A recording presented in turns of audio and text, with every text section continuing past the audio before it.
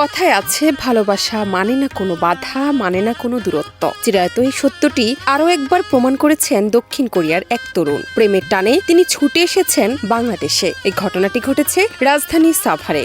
আসসালামু আলাইকুম, আমি খুশি। ওয়ালটনের পণ্য কিনে জিতে নিতে পারেন নগদ 20 লক্ষ টাকা। Double million offer, Walton fridge কিনে পেতে পারেন 20 লক্ষ টাকা। রয়েছে কোটি কোটি টাকার নিশ্চিত উপহার।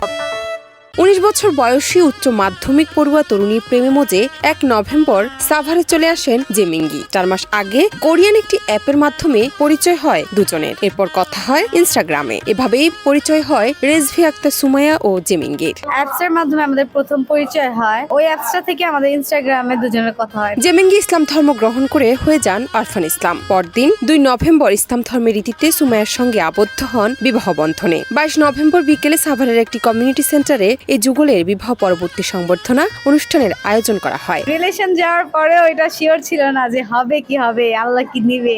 আল্লাহ চেয়েছে বলে আজকে আমাদের দুজনের একসাথে থাকা। ভিনদেশী তরুণের সঙ্গে কন্যার বিয়ে হওয়ায় আনন্দিত সুমাইয়ার বাবা মা সহ পরিবারের সদস্যরাও। ডিসেম্বরের 1 তারিখে আবার ফিরে যাবে, আমার মেয়েকে সঙ্গে নিয়ে কোরিয়াতে চলে যাবে। আমি অনেক আনন্দিত। বন্ধুত্ব থেকে প্রেম, এরপর সফল পরিণয়ে খুশি আরফান সুমাইয়া যুগল। দুজনের যে একটা রিলেশন সেটা হচ্ছে গিয়া পাকাপাকি ভাবে একটা হলো যে আমরা এখন একটা রিলেশনে আছি। আমি খুশি। আলহামদুলিল্লাহ, আমি ওর সাথে থেকে অনেক বেশি হ্যাপি। 1000 মাইলের দূরত্ব গুছিয়ে যে কাছে আসা, 4 হাত এক হওয়া তা আজীবন অটুট থাকুক, এমনটি প্রত্যাশা জানান বিবাহ পরবর্তী সংবর্ধনা অনুষ্ঠানে যোগ দেওয়া আমন্ত্রিত অতিথিরা। জান্নাত নিপু, দেশ রূপান্তর।